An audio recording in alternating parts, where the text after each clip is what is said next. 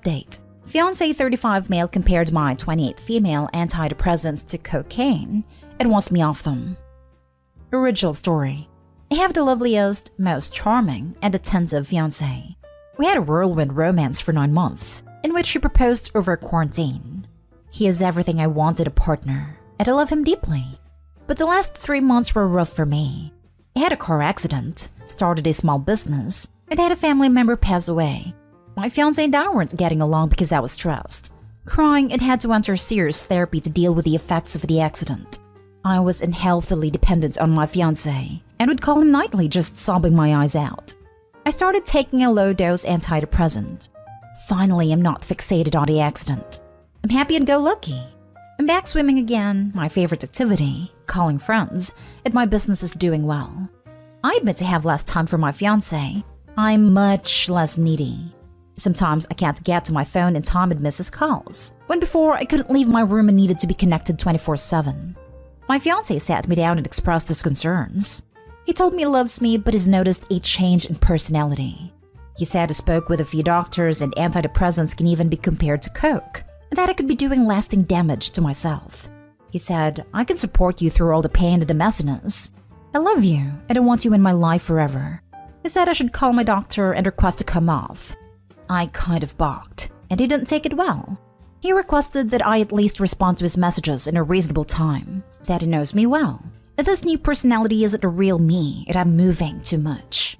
I'm kind of concerned with other behavior from my fiancé. He wants me to wear baggier clothes to the gym, and wants to be involved in every decision I make. When it comes to meeting new clients, he wants to know who they are. Otherwise, he says it seems shady.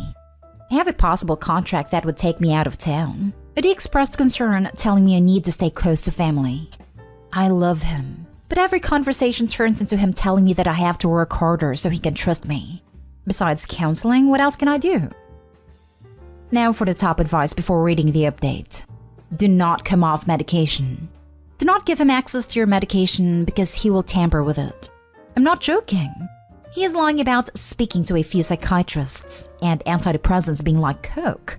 He wants you off them so that you are dependent on him again. This man wants to control you. That's what he's interested in. Why wouldn't he be happy that you're doing so well? Your whirlwind romance started with love bombing, but now he's panicking because you're happy and less dependent on him. Keep an eye on your medication at all times. He does not love you. He wants to control over you. I was a sobbing mess off of my medication. It wasn't stable. He's been testing me lately, and I'm not as reactive. I just don't understand why someone would want that. It doesn't make for a healthy relationship. It doesn't make for a healthy relationship. He doesn't want a healthy relationship. He started with love bombing and now it's on to control. This is also textbook mistreatment early warning signs. You might as well be writing a horror movie script. Red flags of coercive control here. He likes you dependent on him. I'm positive he did not find a few doctors who said antidepressants are like coke and can lead to brain damage. The statement would be laughable if he wasn't so obviously trying to control you.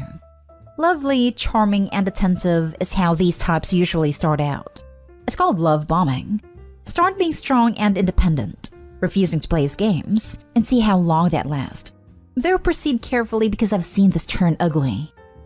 There's actually a name for that tactic that some partners like this use to control the other partner's mental health, including their mental health medication. It's called mental health coercion. The National DV Hotline did a national survey on it a couple years ago, and many callers reported various forms of it. Partners hiding their medications, demanding they not use medication, impeding their access to therapy, gaslighting them, telling them they deserve to be mistreated because they had depression or anxiety, etc. Substance use coercion is similar. It is also a type of domestic mistreatment. Are you serious? I'm at a loss for words. My fiancé isn't at that point that he's hiding medication, but he told me he is extremely concerned and would advise me even if he was just my friend. He believes I need to face my problems and that he can help me work through them, as if he could be my coach. It's a very weird situation where he likes me being his little project. But the truth is, I'm doing a lot better. I have healed and grown. I guess it is a way to be controlling. Now for the first update. Many of you commented, advising me that this was an emotionally abusive relationship. I admit I am naive, I didn't want to believe that was the truth. I spent some time with my fiancé on the weekend, and he continued with his pep talk about the antidepressants. He said I should taper them off to 5 milligrams and gave me a timeline for doing it. I had only been agreeing with him so we didn't have to argue, but secretly I continued with them on my own. After this weekend, we had a wonderful time. He tells me he has hope for our future, that he supports me going through the pain, etc., etc. On Monday, we were talking and I brought up a pretty big issue in our relationship. I won't go into specifics. He's at fault though. That isn't solved. My fiancé went ballistic. For the first time, he screamed at the top of his lungs with his face distorted and spit flying everywhere. He told me I didn't have a brain big enough to change, and that all I do is sit there and smile with my freaking medication, and that I'm a pitiful, almost 30-year-old woman who is pathetic, and if I want to see real trauma, he could show me. He said, "You're an evil person who is deliberately hurting the only person who loves you, and how dare you bring up these issues when you know I'm stressed." Because I was stoic, he became even more enraged, until I had to pretend to cry. Yes, I had to pretend to cry because that's the only way he would calm down. I do feel guilty because he's stressed. He said, "If you believe I've overreacted, delete me. But if you want to listen with your heart and put everything on the line and be a ride or die team, I'll come to your place tomorrow." Suddenly he told me something has come up, let's talk in a week, and he has completely disappeared / gone offline. Because he was screaming at me in front of family members, I think he may be committed to a psych ward? I don't know. I finally found the courage to just block him completely. It hurts like hell, but it's the only way. Now for more comments before the final update months later. Holy cow. You need to keep him blocked and do not get back into this relationship. It's only a matter of time before this becomes physical. I doubt that alone would get him committed to a psych ward. It's more likely he's on a bender or something. Him threatening Opie with showing her real trauma means that time was sooner rather than later. Opie, just know that the only person in your life that has a say in your medication is your doctor / medical professional. Your, hopefully, ex-fiancé is not a trained professional and therefore had no say in the matter. I do feel guilty because he's stressed. Don't feel guilty about anything in what you did or wrote. Plus, the controlling nature attitude towards your medication tells me you made a correct choice in blocking him. I'm terrified for Opie. If this situation escalates any further, she is going to end up hospitalized or worse. Please stay safe and keep this psychopath out of your life, Opie. I am beyond brainwashed. He calls me every day for 40 minutes to 1 hour to tell me everything what's wrong with me and needs to be changed. Over time, I've started to believe it. I've lost myself. I have to tell you, it is very unusual to conclude that because someone shouted, they have been committed to a psych ward. That is just a really dramatic notion. Why didn't the family members present intervene when he was screaming and spitting on you? It is not because of the screaming. It's because of his unusual / manic behavior that's become increasingly worse the 4 weeks. He is hearing and seeing things that aren't happening. He was telling me I was evil and that I had to wake up. There are many other things I didn't include in this. Sounds like bipolar psychosis, which is no joke. How absolutely ironic that he'd be screaming about you being evil, and stupid for treating depression while he's having a breakdown. You deserve to be in a healthy relationship with someone empathetic. Is not it? Let me tell you, it is absolute hell. Now for the second update months later. I wanted to take the time to thank all of the lovely commenters. It was hard to hear and understand at the time, but you really helped me see how messed up that situation was. Thank you for all the resources, which I had to read over and over in order to try to understand. My ex-fiancé and I are no longer together, and we have zero contact. We had a terrible breakup, in which he threatened to traumatize me. I spiraled into a pretty bad depression, and continued with serious therapy. I took a 2-month trip abroad and entered a healing retreat that was out of cell service. I basically spent 7 weeks crying, vomiting, and healing in the jungle. The good news is that my anxiety has lessened, to the point that I no longer take any kind of medication. I lost 20 pounds. I bought a new apartment, started a new job, and, slowly, started dating someone new. I made a lot of new friends, and I'm actually allowed to see them now. My new guy is about 100 times better, and has never tried to control me in any way. I have bumped into my ex-fiancé 4 times, and honestly, I kind of recoil at the sight of him. I have no idea how he was able to control my life so much at one point. That was a really dark place. It will take me a long, long time before I love anyone again, but that's okay. I'm giving myself a lot of time and space. Things aren't perfect and I'm still processing, but things turned out much better than I hoped for. So thanks again. Sometimes the best medication is removing toxic people from your life. I'm so glad you got out of that situation. Remember that your mental and physical health are always priority number one, and I hope you have a good recovery in life. Thank goodness. I remember how scared I was reading your original post. Happy you've pulled yourself out of this. Thank you for the kind words. The thread validated me so much, and I am in a much better place. Now for the last story. Update. Boyfriend 28 wants me, 26 female, to turn down huge promotion. Original story. My boyfriend and I have been together about 18 months and moved in a month ago. Everything in our relationship is great, and we have discussed getting engaged in about 2 years. We both want to wait that long. I haven't been thrilled at my company lately, but I just got a promotion offered to be unexpectedly. It would be about a 35% raise and better job title, but it would involve regular traveling, at least a few days a week. This would be great for my career, but my boyfriend does not want me to take it. He says he's done a long-distance relationship before, and it sucked, and he has no interest in doing that again. This wouldn't be long distance, but about half the time I would be gone.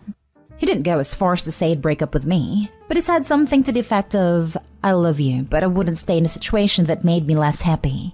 I am pretty stunned. I don't really know how to react to all this.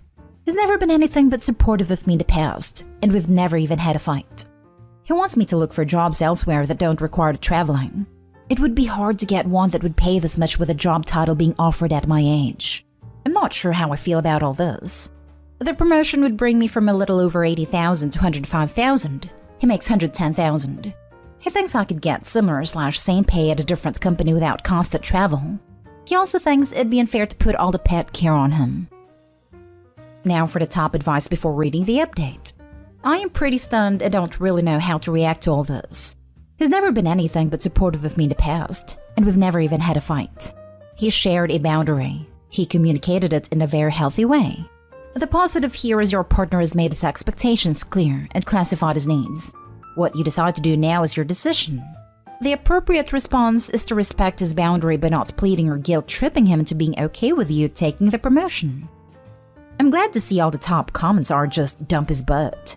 He expressed his feelings and thoughts based on past experiences in a reasonable way. And while he didn't use breakup as threat to get what he wants, he's not a doormat and didn't promise he could stick around.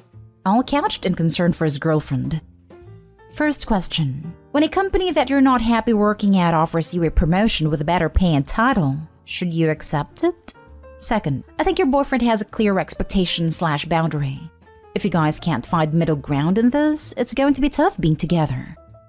That's part of his argument. I haven't been happy at my company for a while. He thinks getting in deeper by accepting the promotion would just be more stress and it wouldn't be worth the extra salary, but would only harm our relationship.